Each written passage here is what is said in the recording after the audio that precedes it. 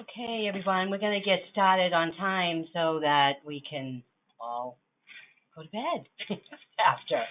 But thank you all for joining us. I just want to thank you for being here. And I want to introduce, I should say who I am. I'm Joanne Pino, and I'm from the Mass Advocates for Children, and I'll be doing this presentation tonight on the anti-bullying laws. With me today is my coworker and partner in crime for tonight is Lilia Malikski. I said her name wrong, I know, but so I'll let Lilia do a little introduction of herself, and then we'll just get right into the presentation. Hi, everyone, and welcome to our webinar. I'm just going to go over some just logistical things. You should see a menu bar on your screen that includes a question box. You can submit your questions there at any time throughout the webinar. You don't have to wait until the question breaks. And then I'll collect them and read them to Joanne during our question breaks. And we'll do our best to get to all of the questions. However, we do have a lot of information to cover today. So if your question is about a specific situation, it's best to contact our helpline. And that contact information will be provided in the webinar as well as in the follow-up email you'll receive later this week. In the menu bar above the question box, you'll see that we've provided a handout with a PDF of the slides. You can feel free to download these and print them and share them as much as you want. You'll also receive an email later this week with the handout and a video recording of tonight's webinar. Lastly, please fill out our survey at the end of the webinar. You'll get a link to that. We really value your input, and this feedback is important both for us and for our funders. Thank you. Thank you so much. All right, so again, as I said, I'm Joanne Pino, and I've been working at MAC for over 19 years. And I don't know, I'm sure you're joining us and you know who we are, or you wouldn't have gotten an announcement of tonight's presentation. But MAC is a nonprofit organization that has been around, will be 50th anniversary coming up next year, and Lilia will be busy organizing our event for that. So we will be having a big event coming up in a year or more, right? So, and our founder was Hubie Jones, and he found that students with disabilities in Boston they weren't students because they weren't being allowed to go to school. So children in Boston with disabilities weren't being allowed to go to school. So Hubie founded Mass Advocates for Children, and he helped to get kids to be able to participate in school, whether or not they had a disability.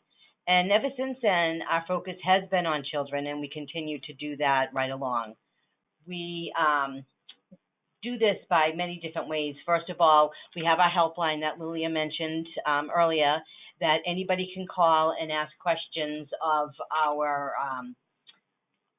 you have to leave a message, and our helpline coordinator and other volunteers would be the ones that would call back and help to answer any questions you might have. If we can help you, we hope to send you in a direction of somebody that might be able to help you. Also, we do legislative work. That's one of the things that we do here at MAC that helps to students in school, and that's how we were involved in this anti-bullying law, although we were only involved in a very small piece of it, and that was the special ed piece. This was a big bill that includes typical students and children as well. So I'm going to get right into this, because like Lilia said, we do have a lot of information to share, and we want to make sure that we get to all of it. Again, you can ask your questions at any time that you have them, and we will be stopping every once in a while for a few minutes to answer your question. Okay, so we're going to start right away. So bullying is an important concern for all children, and as a matter of fact, this legislation is for all children in the school system, not just children with disabilities. But there is some more specific information for students that have disabilities that we'll be talking about in this presentation tonight. When people were doing research for this bill, the few studies that were out there, it showed that students with disabilities were 2 to 3 times more likely to be bullied than their typically developing peers. And that's a huge difference. And it's really very difficult for kids with disabilities to even understand that, they are being bullied. So I'm sure that's like an underrepresentation of what is happening out there, unfortunately. And as much as I'd like to say there's been a huge decrease in bullying since this law, I really don't think there has been. Although again, I haven't, looked at any studies, but with the helpline calls, we do get quite a lot of calls that do talk about their people's kids being bullied, and I don't think that's decreased at all. Hopefully, with parents learning more about what can happen and what should be happening, then that's when we will get the decrease in the amount of students being bullied. So the good news is that legislators said that with this law that bullying was prohibited, and that's really strong language for legislators to use. And you have to remember this was, quite about 10 years, 2010, I believe this law was passed, and then it was updated again a few years later after that. And what had happened was the legislators rushed to get this law passed because there was a young lady out in Western Mass that had committed suicide because she was bullied so badly in school. And so the legislators really, took it to heart, and they made this law and put it into place really pretty quickly. So they made some really strong recommendations in this law. And at the time, it was really difficult, though, because even though this new law was there, people had to learn what was going on, and they had to just figure out everything going on. So it didn't happen as quickly as we would have liked and everything to get into place. And it's not easy to put something as big as this into place, but there was a lot of people out there fighting for it. So it did happen, and there are definitely strategies out there for families to use to help their children. And we're going to talk about these in the next few slides all throughout the presentation. And so they were hoping that they could come up with some solutions that would help the students be able to not be bullied. And it's a huge culture shift too. That's something that we had to take in, that people had to take into consideration, because it's just a hard thing to process throughout. So they had to look at the big, huge picture of it and put into place some solutions that would help throughout the school process, not just one area. So the solutions were that the requirements of the Mass law were to create, one of the things was to do a resource guide, that Jesse was to do a resource guide to help the law be implemented. So all parts of our presentation here came from those two areas. And so with this list, what happened was the legislators said, okay, so bullying is now prohibited, I can't even speak, and there are some district-wide bullying prevention plans had to be created by every school district. And they had some required reporting that was included in it, and they had to inform families if there were incidences of bullying. They had to not only report to the family of the target, but also to the aggressor. So there was all these different regulations that they had to follow, or rules that they had to follow. And then what happened is that although this law was in place, there wasn't a lot of reporting. There was nobody for the schools to report to. So they had to go back and make some changes. So they did that in 2014, and they updated their law and to include some reporting that the schools had to report procedures for collecting and maintaining and reporting data, and how the schools were doing that. And they had to report that to the Department of Elementary and Secondary Education. And so we tried to keep track of this, and it was really hard to find out if it was really happening in all school systems. So we really still don't know this yet, and that's something that a role that, if you're part of your parent advisory council, or if you're just an interested parent that would really like to talk to folks about this, then you could ask your school district about that, because each school district is supposed to have that a plan in place, and they're supposed to be following it, and they are supposed to be doing reporting to the Department of Education. One of the things that we found out is that, we don't know if the reporting's happening, and the biggest part that was a problem when this law was first put into place was the fact that if the school did not take the parent's complaint or follow their plan, there was no place for a parent to complain to, really. So, and there was no place in the law for that to happen. So now there is. And the parents can call the PRS, which is the Program Resolution System, through the Department of Education, and they are taking complaints for if the process isn't being followed. So they're not taking any complaints that if the parent's not happy with the findings, they're just taking the complaints for the process. At least that's what we were told. And so that's something that, we are still looking into, and it takes a little bit of time for us to find the answers to that. We really did thought there was going to be a little bit more of accountability, like if the parents weren't happy about the findings, that they could complain to the Department of Education. So that's something that we are definitely, taking time and looking into. So one of the things that, as I said, is that there needs to be some reporting done. And the problem, I guess, and one thing, it's a great thing, and we're really thrilled that school does have to now make these reports to the Department of Education. But it is a self-reporting, and so that can be a little bit difficult to begin with. But this annual report that the schools have to do to the Department of Education are supposed to include the number of reported allegations of bullying and retaliation. It's supposed to include the number and nature of substantiated bullying and retaliation incidences, and the number of students disciplined for bullying and/or retaliation, and any other information that DESE has required, which we really don't know yet if they have required anything else, but that is what the law has put into place for as part of the law now. So DESE then has a responsibility to have a complaint management system, which I just told you about, which was PRS. And so they do have that up and running now. And they are supposed to do an annual report to legislators and to the Attorney General. And I did just recently find out that I'm really not sure if that's happening. So that's another piece of this that we are kind of looking into at this point. I've been in contact with some of the legislators and with the Attorney General, and we're looking into that to see if that's happening yet.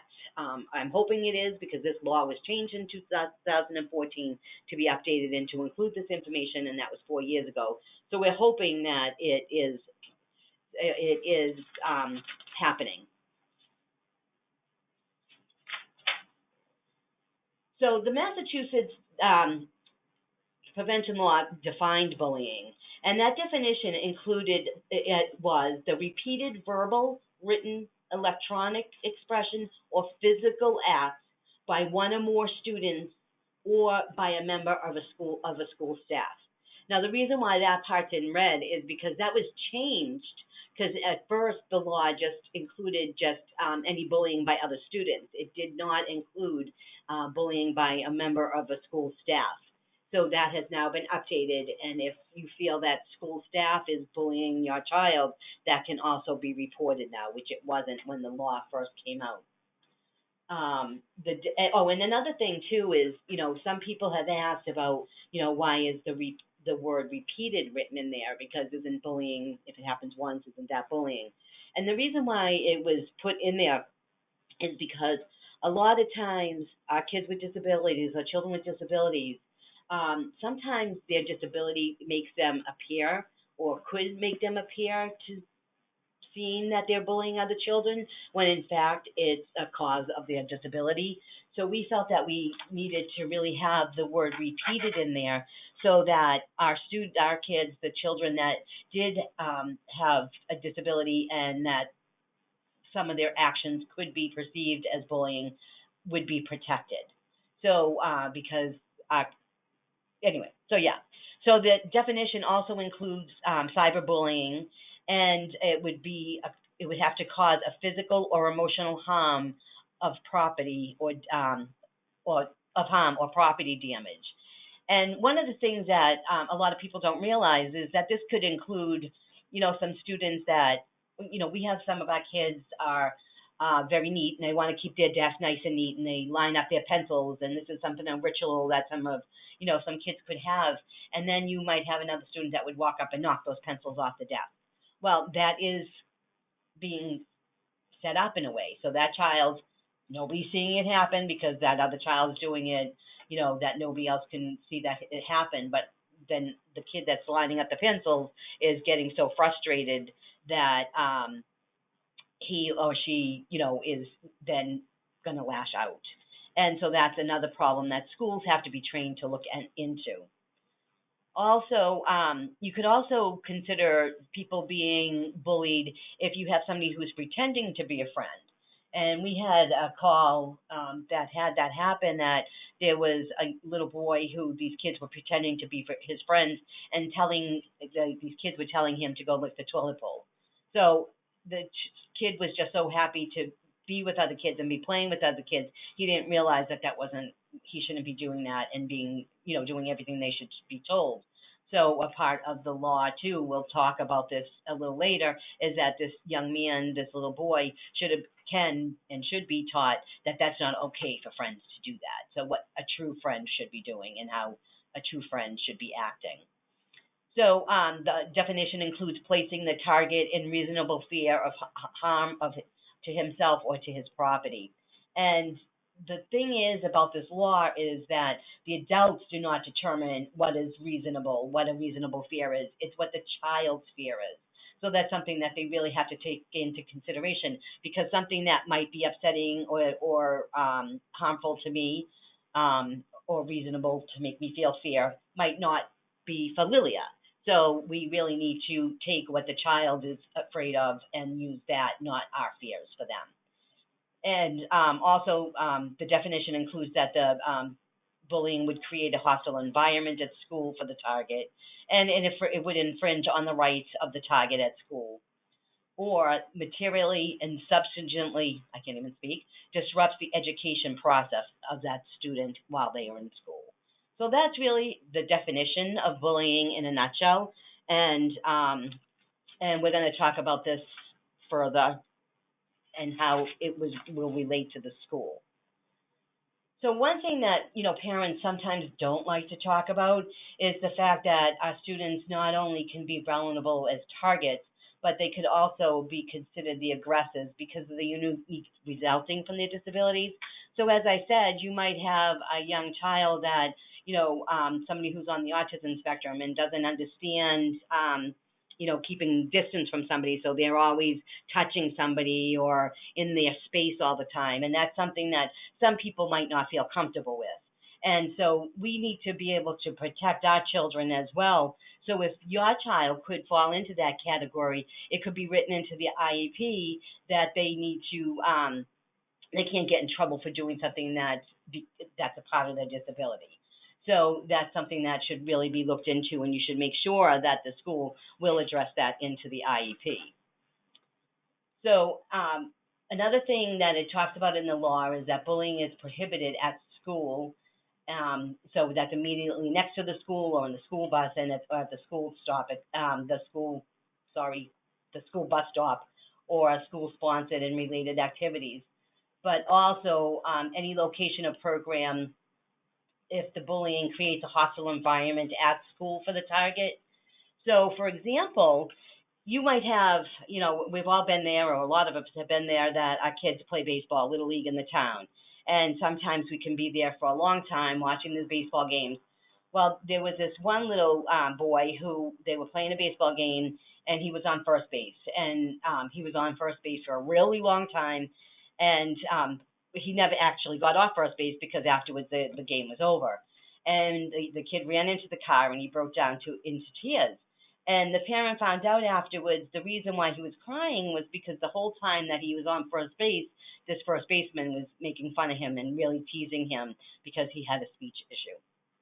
So, if that's the case, if that's where it ended, there would be no problem because that was not a school-related activity. It wasn't at the school, things like that. So that had nothing to do with the school, and everything was fine afterwards. But if this then continued on into school the next day or even after, then it would become the school's it would become a school issue, and it could be addressed through the school bullying situation process, because that child is now continued to being teased in school, and if it's something that happened in another town, and then other kids heard about it, and the child goes back to school, and there some other people are bullying, then that incident then can be reported to the school. So if it was just something that happened outside in a playground far away from school and it ended there, no, it's not the school's responsibility. But if it overflows into school, then it would be the school's responsibility. So we're going to stop here for a moment to answer any questions that have come in. Does anybody have any questions? And if not, I'll just continue to go on. It looks like we don't have any questions at this time. I just want to remind everyone that you can submit your questions through the question box at any time, and we'll answer them during the breaks. If you're having any technical issues as well, you can let me know through the question box. Okay. So the Massachusetts bullying law has two major requirements for students with disabilities. One is a school-wide response to prevent bullying for students with disabilities, and the other one is the IEPs to develop individual students' ability to avoid and respond to bullying. So we're going to talk about these two issues now, and the first one we're going to talk about is the school-wide response to bullying, okay? So first of all schools had to create a plan to include including private 766 schools, regular ed schools, charter schools.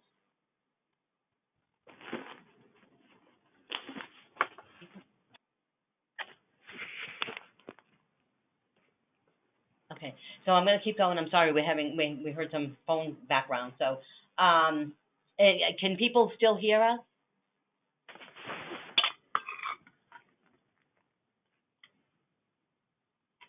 Well, I'm going to keep going. I'm assuming people can hear us. And so in order to create this plan, school districts had to consult with parents and school teachers and other staff, students, and people from the community. And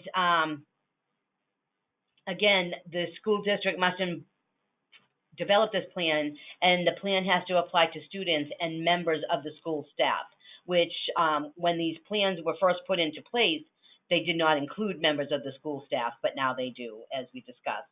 So this is why it's really important to have a voice, and this is another way to have a voice in the plans, because they must be updated every 2 years. So the first district school plan was submitted in 2010, and then must be submitted, updated every 2 years.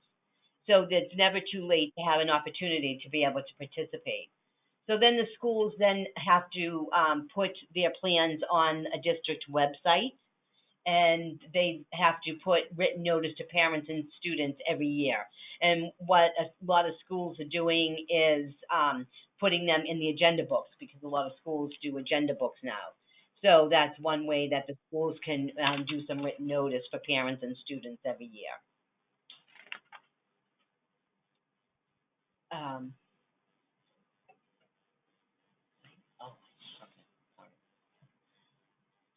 So children with disabilities must be addressed in each of these areas. So in the school-wide response, the school-wide response has to have a needs assessment, and the school has to address how to include students with disabilities in the needs assessment. And during training and professional development, they have to include, of course, different scenarios of different disabilities during that school professional development. In the anti-bullying curriculum, that's they must be not only accessible for students with disabilities, but it must also include students with disabilities in the curriculum. And the student and parent reporting process must be able to be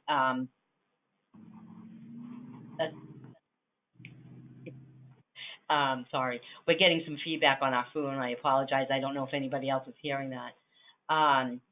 But the students and the parents must be able to access the reporting as well. And whether or not, so there might have to be other ways to do it. Maybe not just a written report, it could be a verbal report, or it could be online or not online, depending on what the parents or the families need. And that does include other languages as well. The needs assessment, the school should conduct a periodic needs assessment.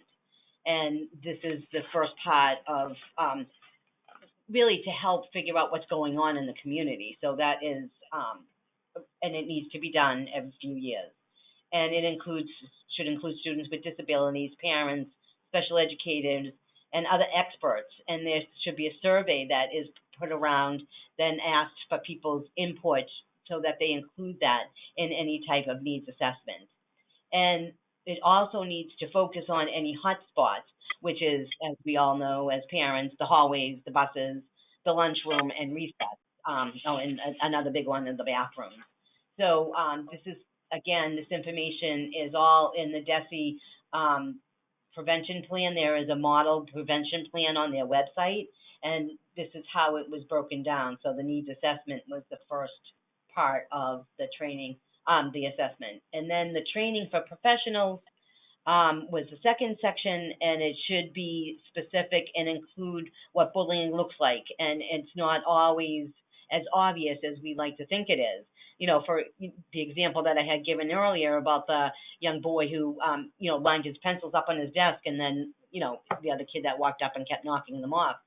Somebody might miss that, and that makes it a little bit difficult for people unless they're trained to look for these things. And that's what the training should include. And also included in the training is not just the teachers, it's the school nurse, it's the custodians, it's the bus drivers, the coaches who not necessarily are teachers in the school anymore. They could be just coming in just to be the athletic coach or the coach for football. So they're also included or should be included in the training as well.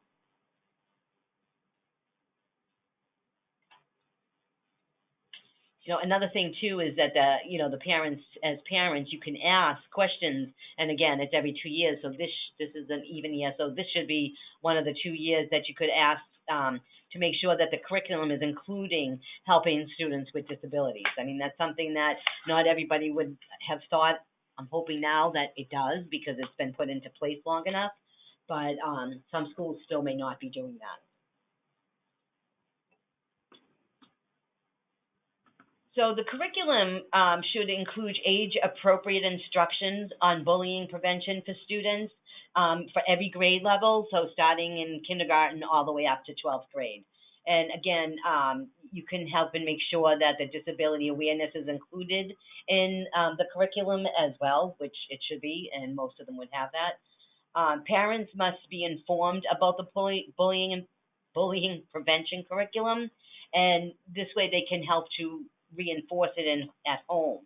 And this is especially important if your child's disability impacts generalization, because this way you can be trained on what they're teaching your child at school in order to then continue it throughout the after school hours or while you're in home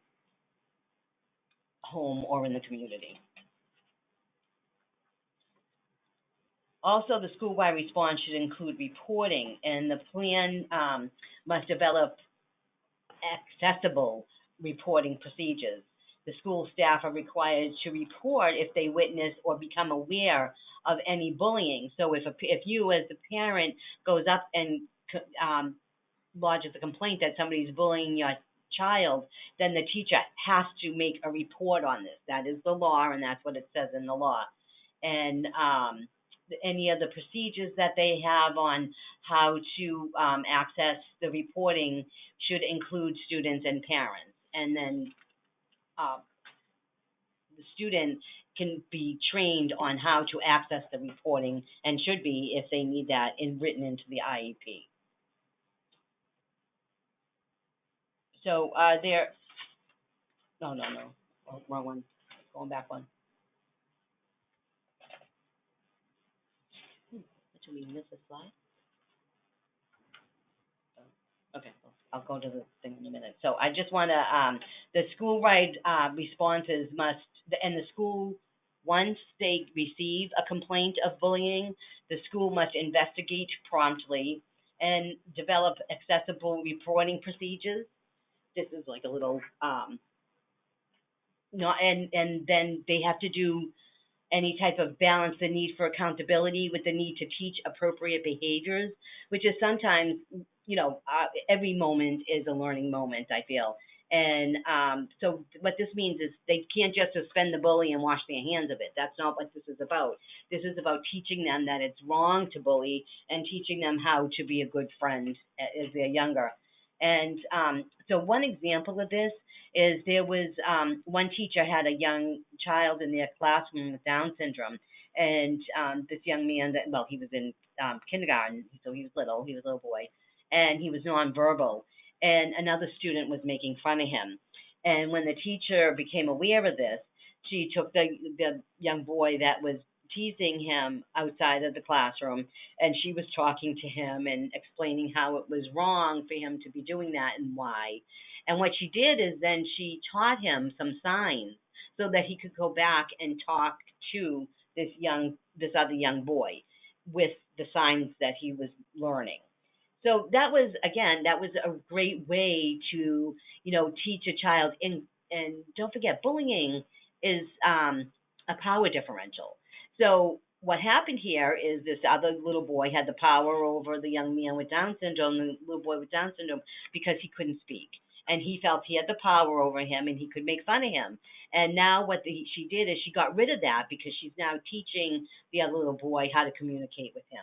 So that was really a good way to stop the bullying in that circumstance. She also did have to do a complaint for it as well because she witnessed bullying. And so, she did that, but then she explained what she had done for it. So as part of the action plan. So it was all taken care of in a very nice way. So it wasn't demeaning for either one of the children.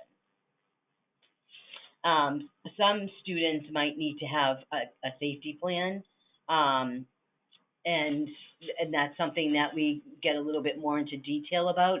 This case, in that instance, that did not happen, but it could have if it did not end there.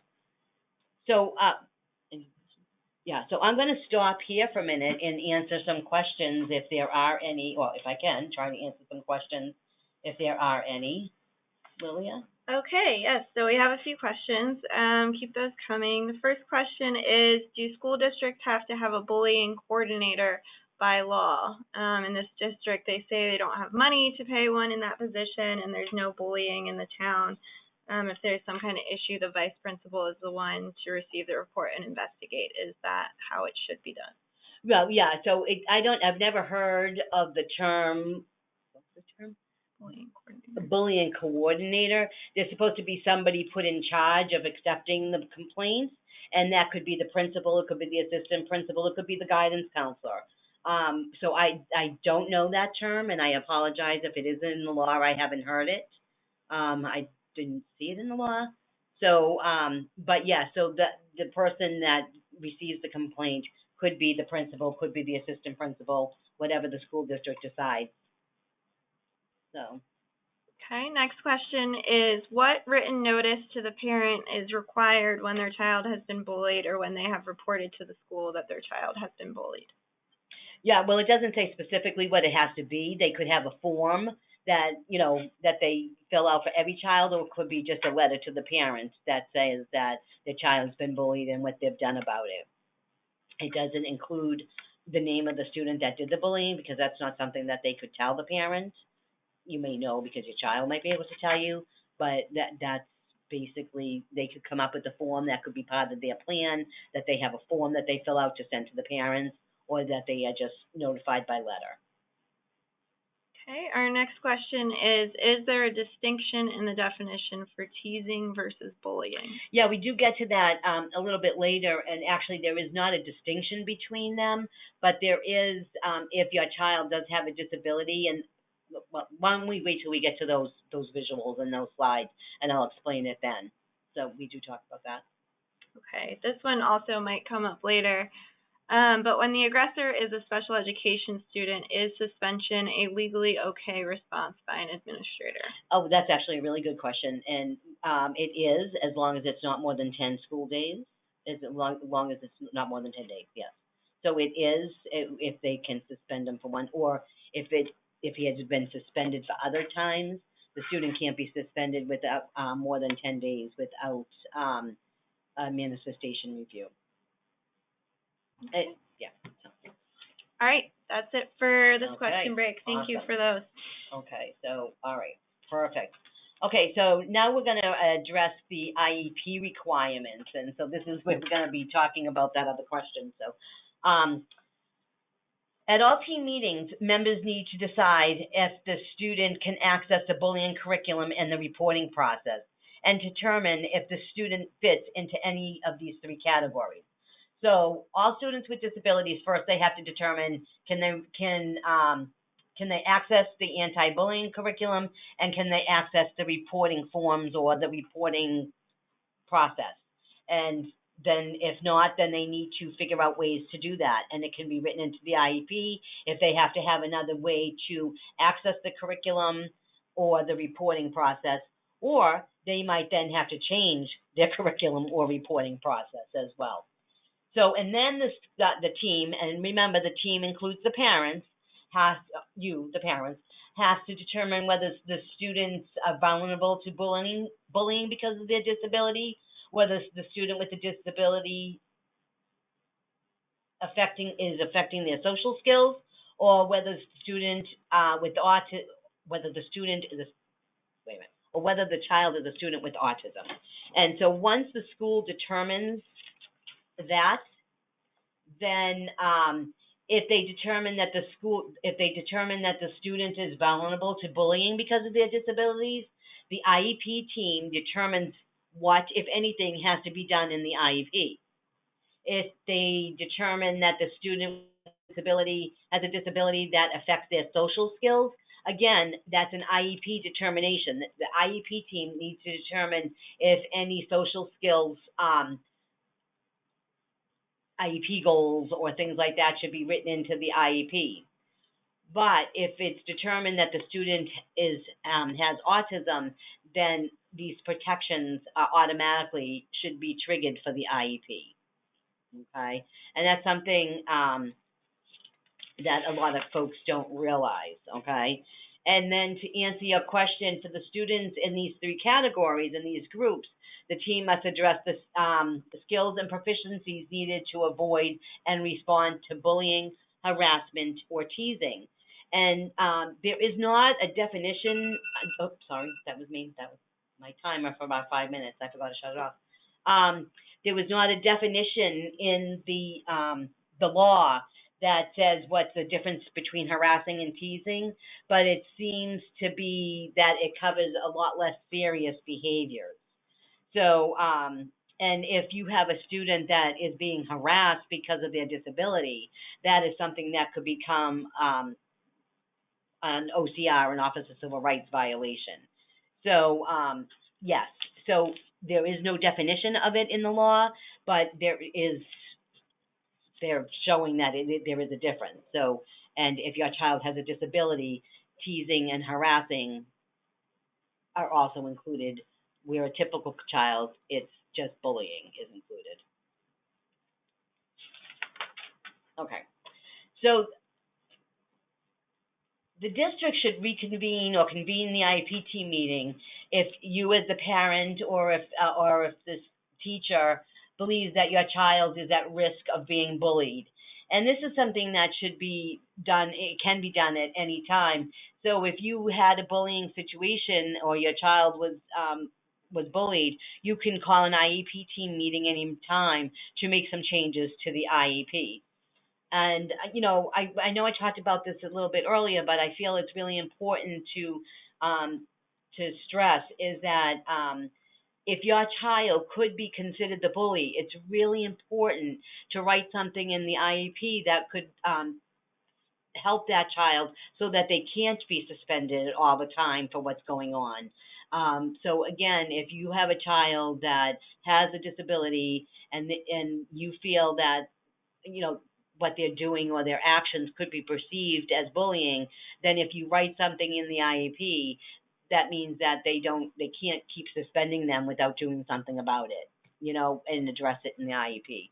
So it's and if it's not working, then, you know, there's, you know, we talked about a safety plan, but maybe that your child, if that's happening and they are, you know, precipitating on one certain child all the time, and, you know, people are thinking or feeling that they're bullying them, then that should absolutely be addressed more seriously in your child's IEP.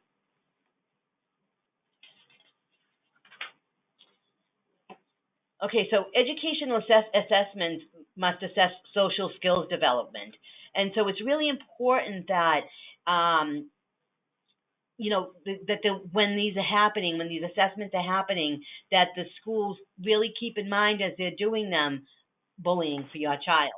So if your child has social issues and they're having a social assessment, then, you know, they really need to address, you know, how to act with peers, the correct relationships with peers and their peer group.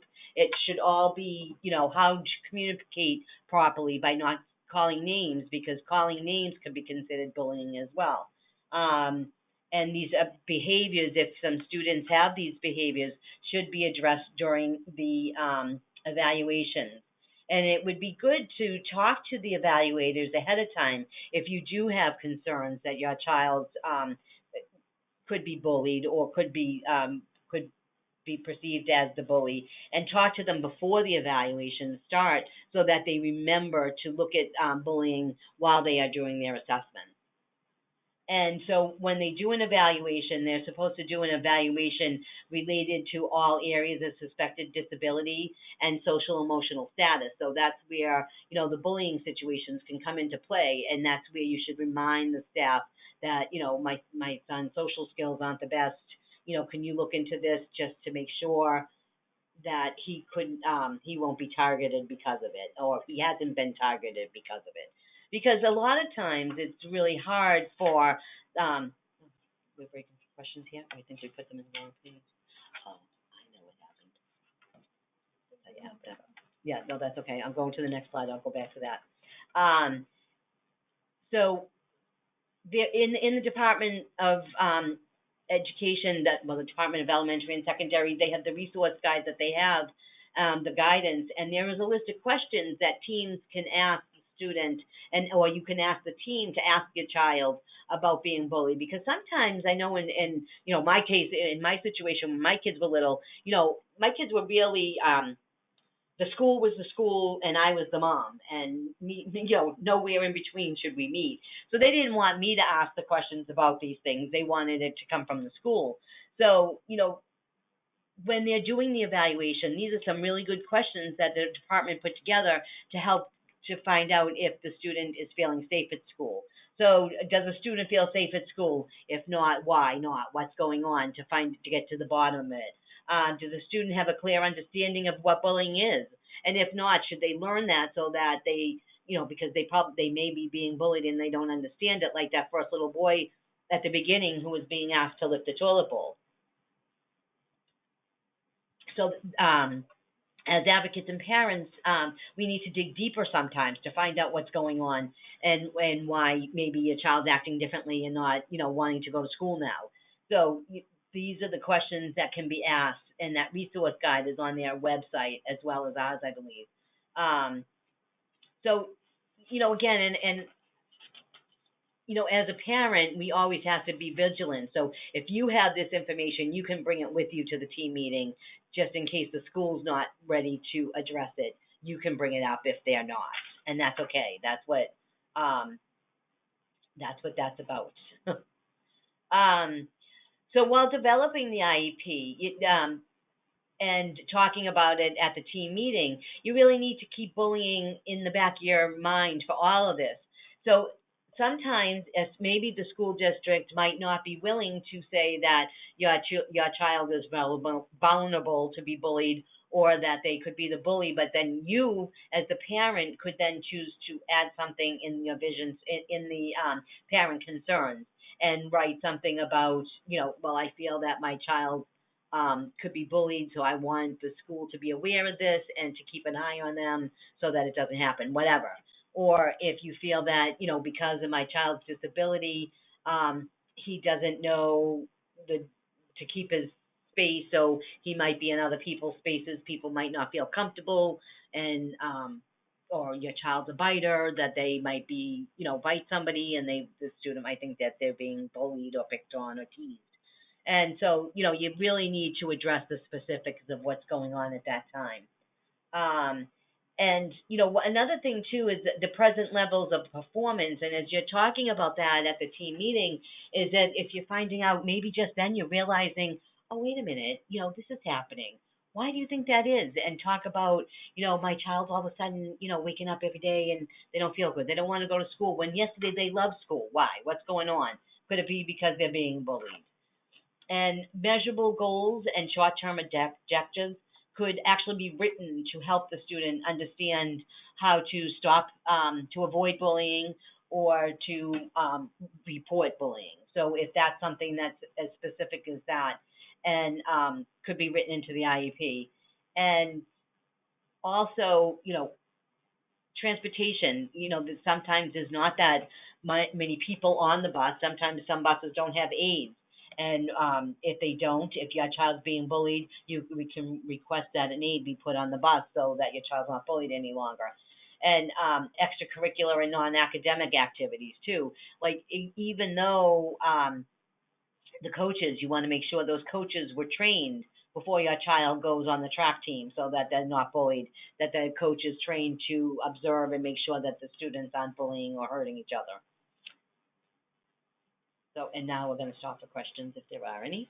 Okay, yes, we have a few questions that came in.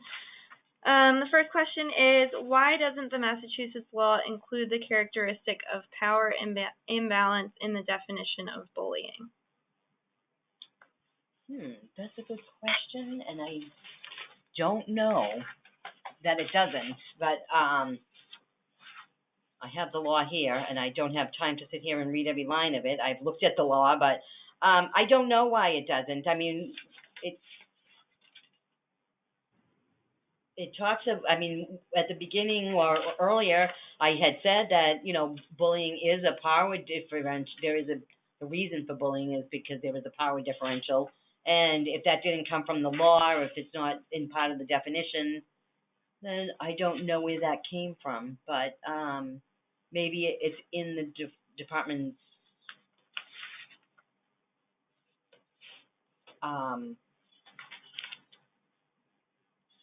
don't know where it came from. But it is, if it's not in the law, then maybe it's in the resource or the guidance. What is it? Yeah, there are websites out there. The Department of Ed has a website, but there is definitely that's how bullying happens. Is there is a power differential.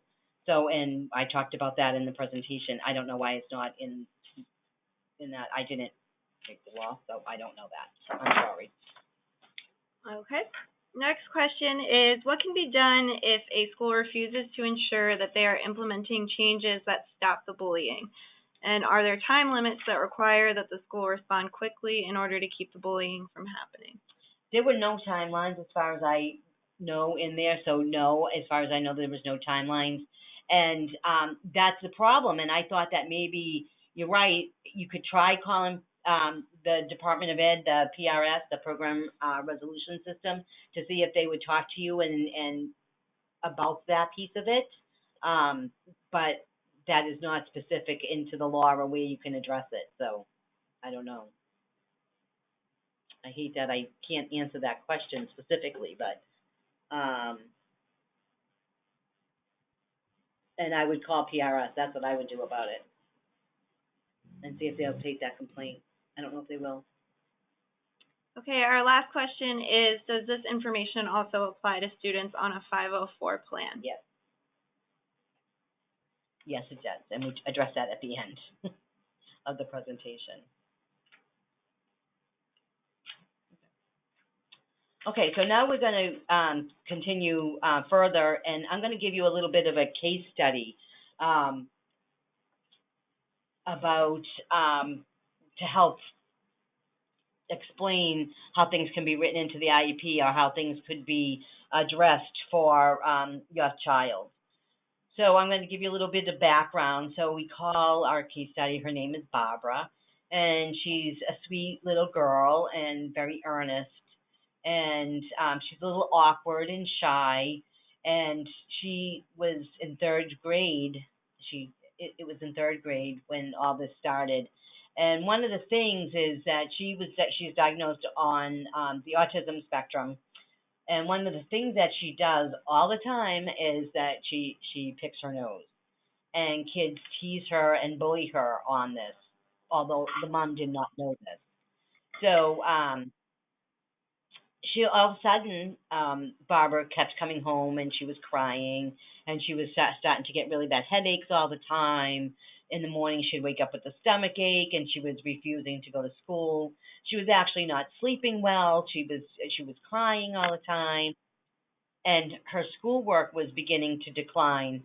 And then finally, the mother kept talking to her and trying to figure out what was going on. They brought her to the doctors, and they finally found out that she was being bullied and she was being teased on the bus.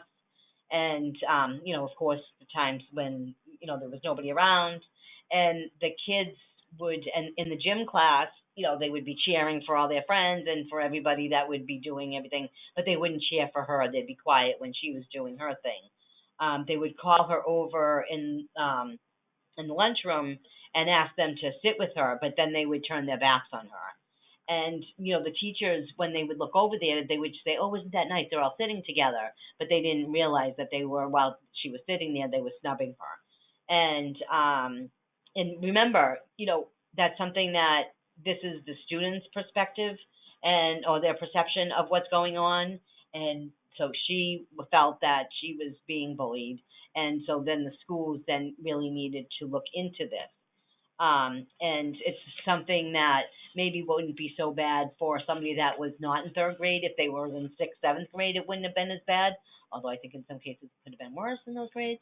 But it was bad for her. And so she really was feeling hurt and very upset over this. So after finally 3 team meetings and 2 mediations, the school did end up having to do some things for Barbara and to put things in her IEP.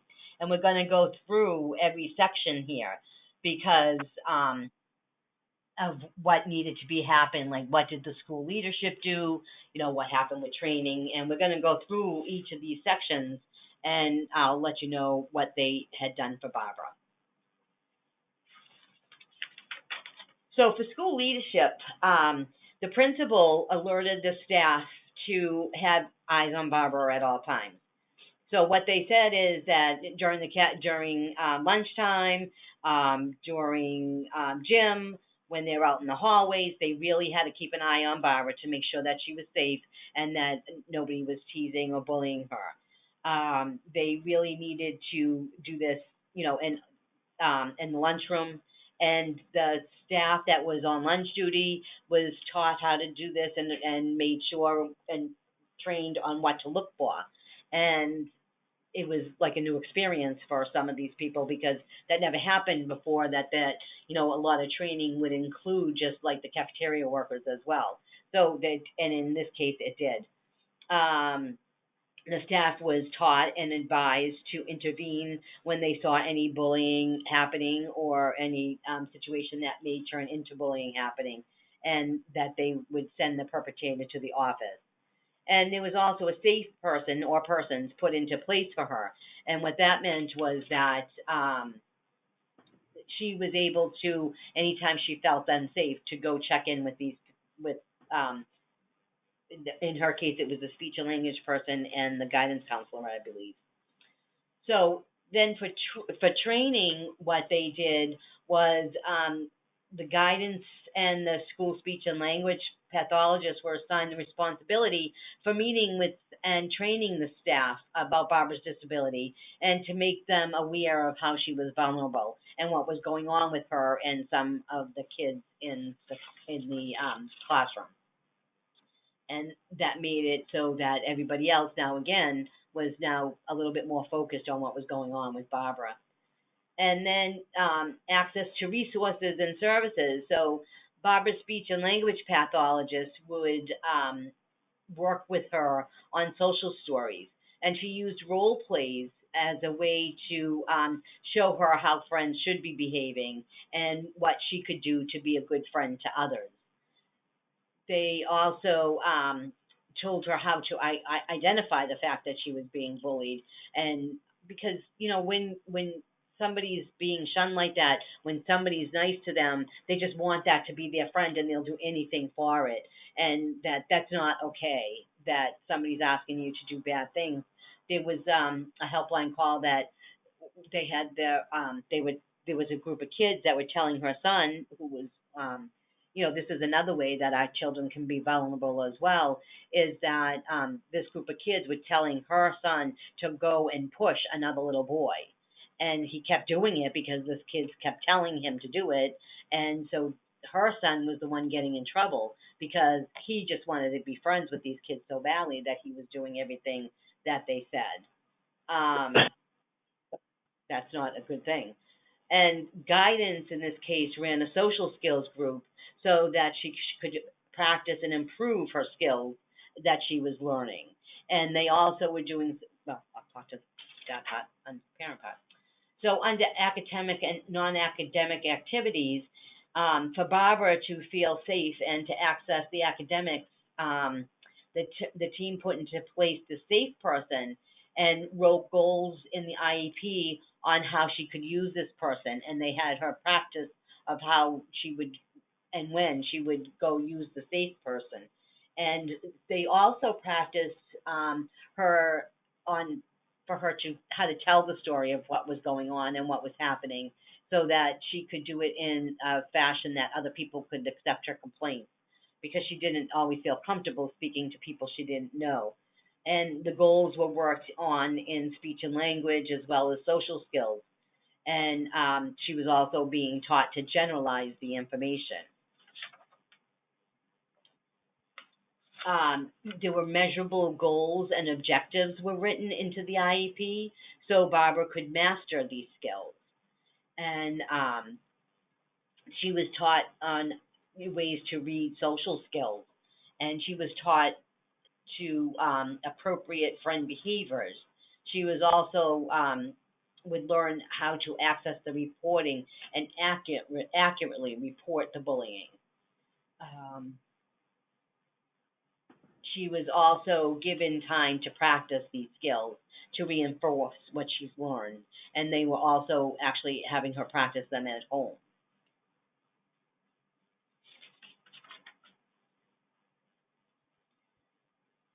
So the team developed a safety plan, and in that safety plan, there was a home base, and there was the safety person, and in this case, it was the homeroom teacher. It was the homeroom teacher and the guidance counselor. And then they was checking in to determine if the student felt safe. So they would check in with Barbara, as well as Barbara going in to check in with them anytime as well.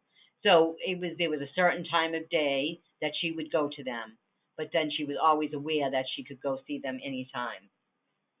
There were changes to the school environment, and because there was more supervising going on, and it was put into place during those, free times, the recess, the gym, the, passing in the hallway.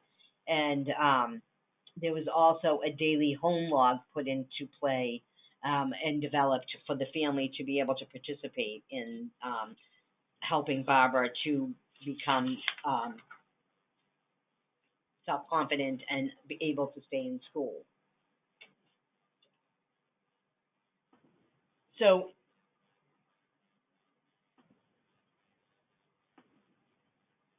If needed, a behavior plan could be put into place and created as well. And the behavior plan would include steps to manage any behaviors. This is especially important if the child could be considered the bully due to their disability. An IEP safety plan can also include a statement that the student could not be disciplined until their safe person was there to help them.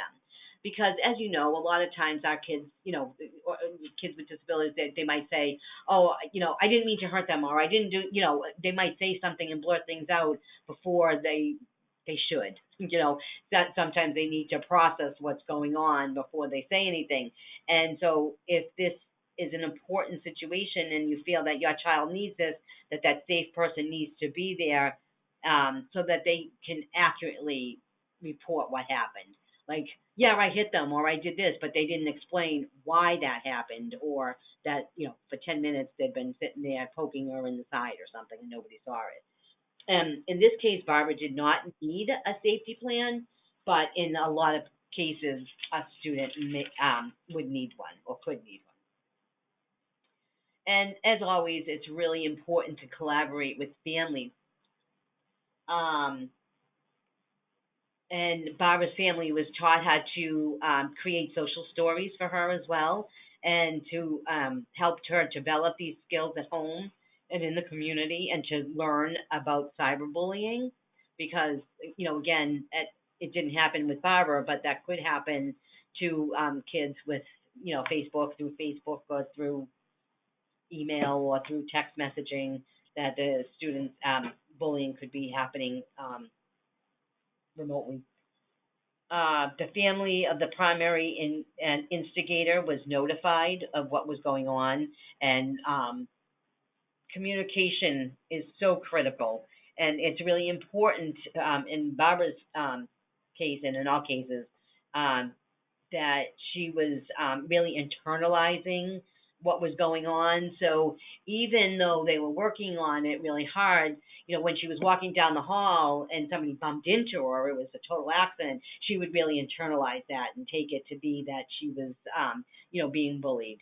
And so they had to teach her that, when it's in a crowded situation, sometimes you get, knocked around. That doesn't mean somebody's really trying to hurt you. And, so these are things that she had to be taught, the difference between somebody actually, coming up to her and hitting or bullying her, compared to, an accident happening in a busy, crowded situation.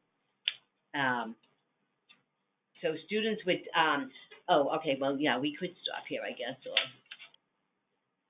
Okay, so I'm going to talk about, you had asked, the question was about 504 plans. And Section 504 plans requires access to district or school-wide bullying as well.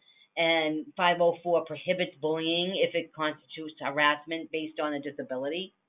So if a peer harassment based on a disability is so serious that it creates a hostile environment, and if harassment is encouraged, tolerated,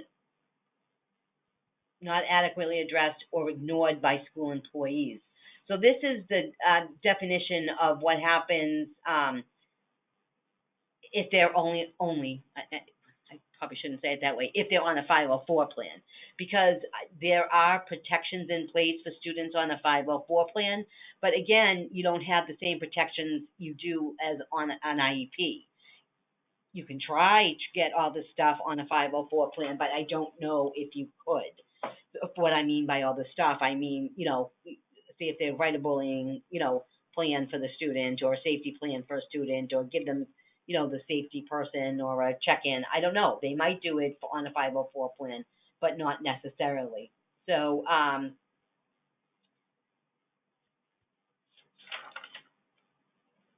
we're going to stop here for a minute, and then I'm just trying to, no, I'm going to keep going. Sorry. Okay, I'm just going to keep going, and then we'll open it up to, because I just have a few more slides to do, and then we'll open it up to questions.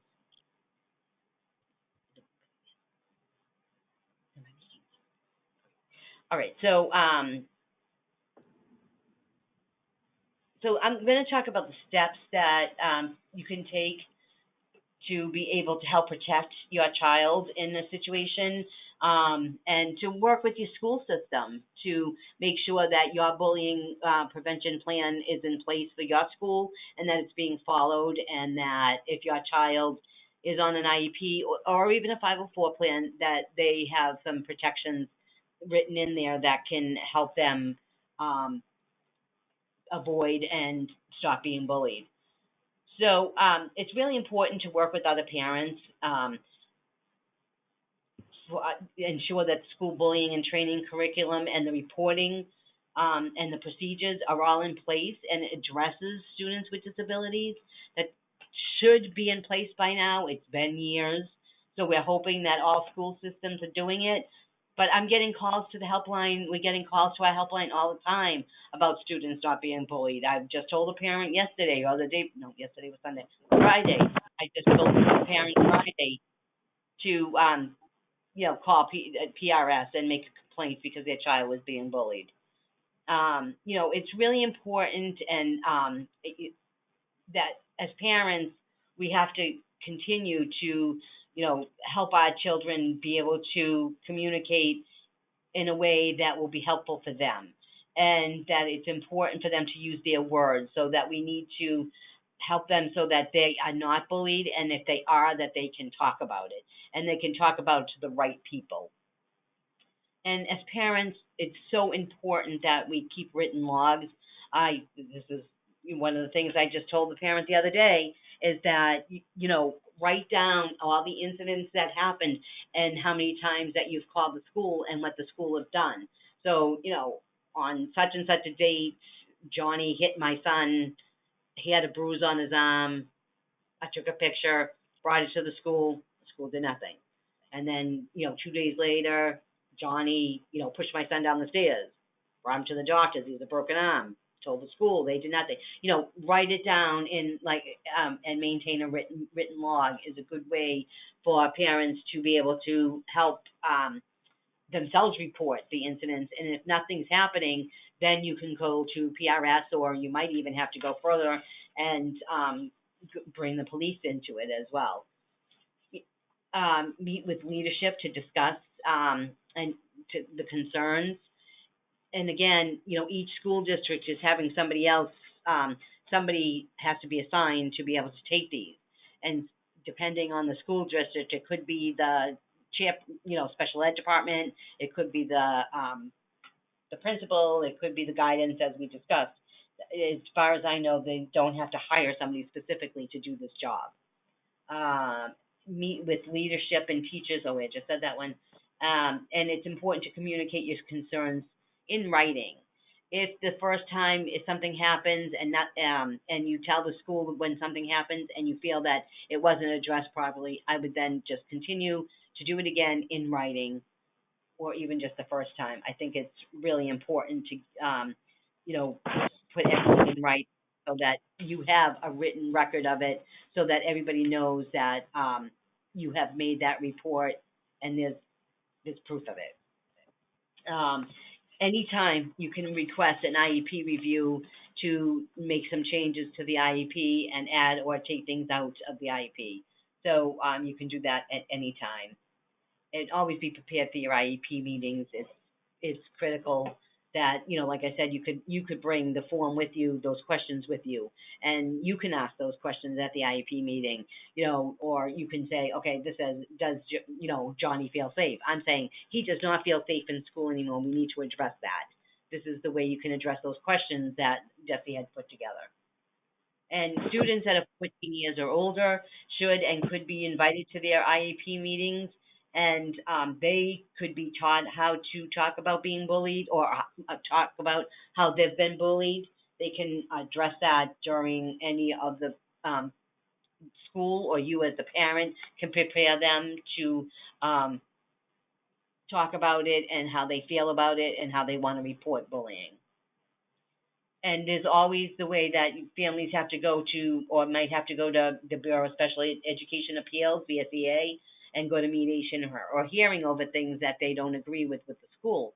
So if the school is not following through, and if you did PRS and they're not following through or doing anything, you could always go to mediation or hearing to address things. If the, for instance, if they're not addressing, bullying in the IEP, you can go to mediation or hearing.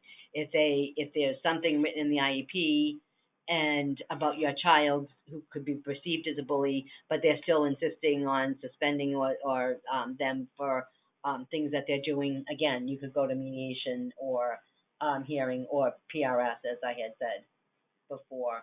And if it becomes that bad, it could become a civil rights offense, and that you could call them as well and make a complaint with them. And so that is our last slide. So we can open this up to questions if there are any. And I'll be happy to answer any questions you have. Sure. So it looks like we just got a question in. Can you describe any cases in which mediation has been successful with a bullying issue? I don't know any. If you want to call our helpline, I can try to see if we can find out if there's any cases out there. I don't know if there are cases. So bullying cases you're asking about. I will try to find out. And if you want to, how should we handle this? Call the helpline, right? And ask that question and just say that you were on my call, and I can call you back once I find the answer.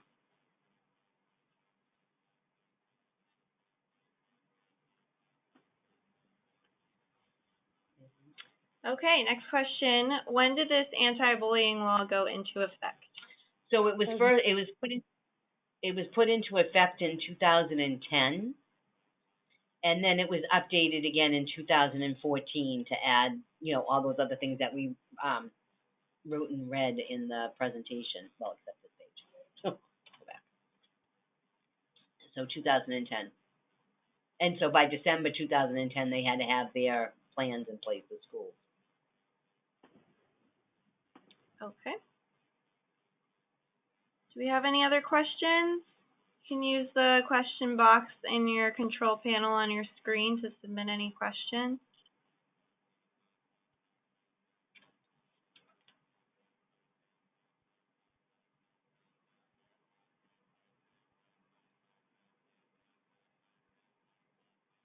All right, we got one in. Does the law mandate that districts have a detailed curriculum for students or teachers? Well, there isn't a curriculum for teachers. The teachers need to be trained. It doesn't say specifically what training they have to do, but just that they have to be trained. And the curriculum, no, there was no detailed curriculum, but DESE has some curriculums that on their website that schools could use. So there was nothing that, schools could use any one they wanted, basically. So there was nothing mandated about which ones they needed to use. Are there any recommended anti-bullying curriculums that districts can use? Well, yeah, there is some written on the Department of Education's website. So I believe they're in the slides. Let's see. Yeah. So yeah, it's definitely on their website, and that's in the resources at the back of the handout.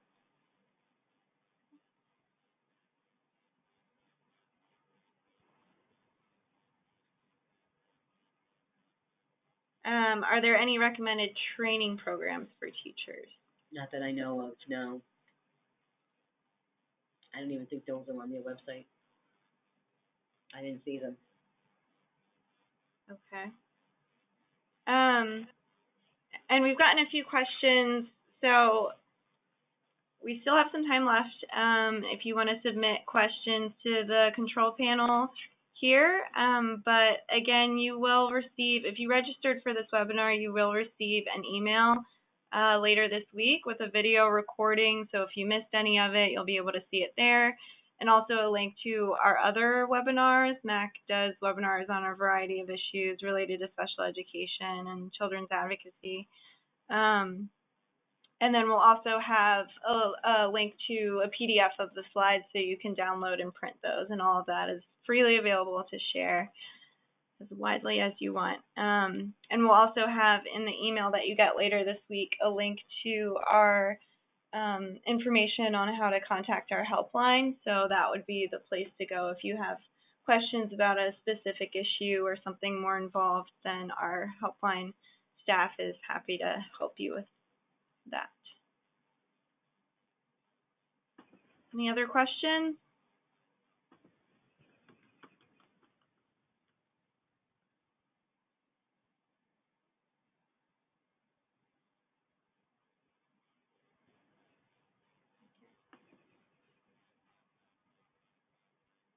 Okay, well, since there's no other questions, we will end the presentation. And did you talk about that will pop up? Yeah, so you'll receive an email shortly with a link to our survey. Again, that's really important for us. We really take your feedback seriously, and it's also important for our funders, so please fill that out.